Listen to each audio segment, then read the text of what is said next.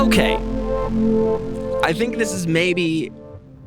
I'm glad that I did it in this order, from caffeine to porn to this one, because I think this is where we'll go out. Because I think this is relevant to addictions and anxiety and depression in general. All things that we've talked about here. Someone responded that they are addicted to their codependency. And let me tell you, I really, really relate to that one, or have related to that. And, maybe one day we'll find out that I no longer relate to, but I have to imagine I probably do relate to them in a big way. Codependency in relationships. I've discussed many times here how insufferable I can be, especially in a relationship. And just in blunt terms, I've been engaged thrice, married once, divorced once, and then in my most recent relationship, right after proposing, which was something that was asked of me, something that I kind of explicitly said, I don't think I can do, especially post-divorce. I don't think that I can get engaged again, because it's just the idea felt so publicly humiliating. Like, okay, this guy's getting engaged again. But I was led to believe by this person who kind of begged me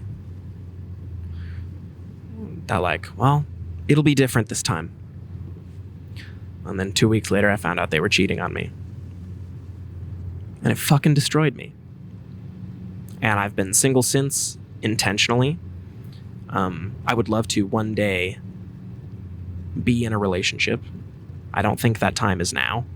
I don't know. I'm more open to the idea now than I ever have been, or than I have been in the last 3 years. But my codependency in relationships is a reason for why I'm single. Yes, this person cheated on me. And now I gotta be honest, that one hurt worse than any relationship or breakup I've ever been a part of. Tenfold. No question. That does not mean that I was perfect.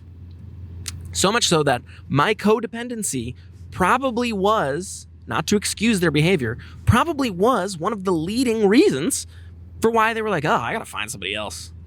This guy sucks. But also, don't beg me to marry you in the meantime. Anyways, many people, including myself in the past, get into relationships not because they love the person that they're with, but because they believe if they do not settle down with this person or get with them in a relationship, or label themselves in a relationship, that they will be alone and miserable forever. Codependency, in my view, or in my experience, is the result of a lack of self-love.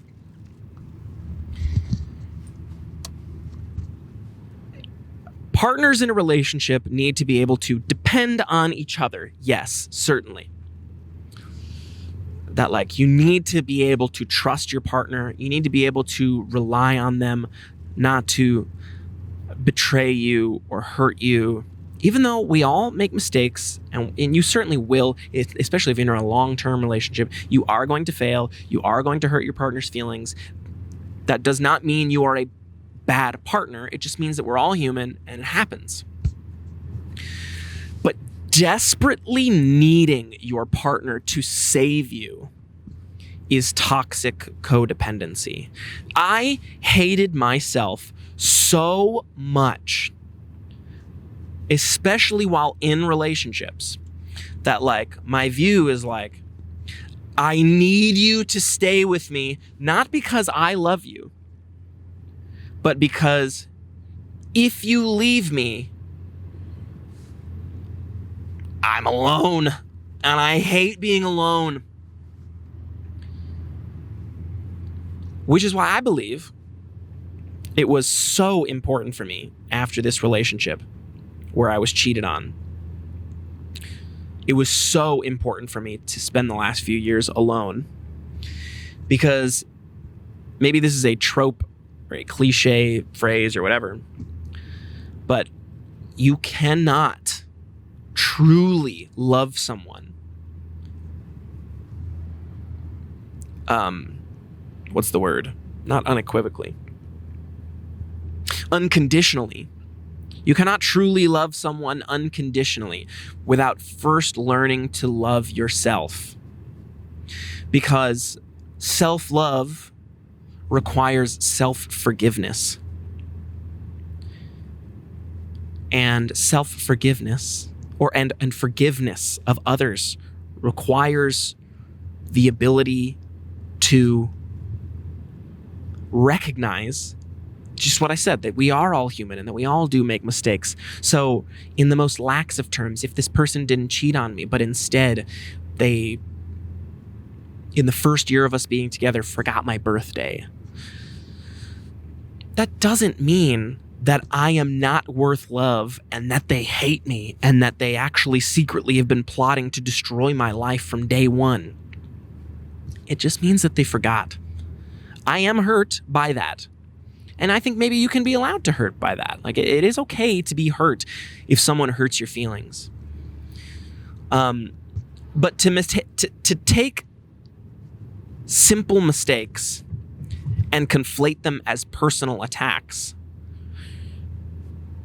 in a relationship is an element of codependency. That, like, I've put so much stock in this one person that I have gaslit myself into believing that A, they cannot harm me, they never will, and they would never even think about it. They're not capable of harming me.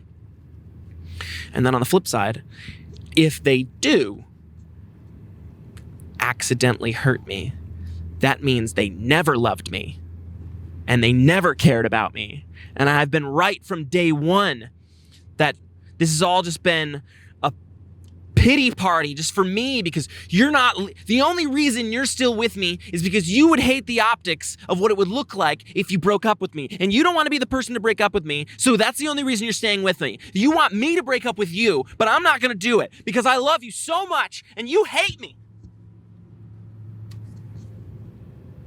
Insufferable. Selfish. Not intentionally, but it is selfish to believe that a person cannot make mistakes, and that if they do make mistakes, that it is a personal attack on you. Codependency is toxic, and it is an addiction. And similar to what I said earlier, which again is just a cliche thing, this is not a unique thought, this is not a unique idea. You are not your thoughts. I am not my thoughts. We are not our thoughts. You can get yourself to a point, and even if I'm not there yet, I still believe this, we can get ourselves to a point where we don't rely on our vices. We are not controlled by our vices in the same way that we are not controlled by our thoughts. And that if we do have these thoughts, we can have new thoughts and change thoughts. So in a more healthy view in a relationship, not like you hurt me, therefore you've always hated me. It can just be you hurt me and that really hurt. And I'm going to express this to you in a calm, measured way so that I know that I get the point across, but I also don't hurt you in the process. Because that's sort of the problem. Is that when we feel as though we've been personally attacked, we then go into defense mode and we hurt our partners who we claim to love, that we're like, you said you'd never hurt me. Therefore, I'm going to hurt you worse than you ever hurt me. Well, that's pretty much living proof that people do make mistakes, huh? And that you can hurt someone that you love, even if you don't intend to, right? Right. We did it. We did it, guys. I got 10 minutes left on my drive. Again, I'm spending the weekend shooting 3 music videos. And Saturday, I'm directing a crowd of probably about 50 people. And I am stressed the fuck out about that. And let me tell you, you know what would really relieve some of that stress? Weed. Probably also anxiety medication. But I also recognize that it is, and even if I don't know that for sure yet, it simply must be. Let me back up. Even if I am not 100% sure, I must be enough. I must be able to get through this without vices or being dependent on others. Sober David is capable, competent, growing in his confidence, but also capable of making mistakes, but also worthy of forgiveness if he does. And that's got to be enough. And again, even if I don't always believe that to be 100% true, that's too bad. I simply must, because right now I don't really have any other choice other than to give in to my vices and give in to my addictions and allow myself to be controlled by something other than myself.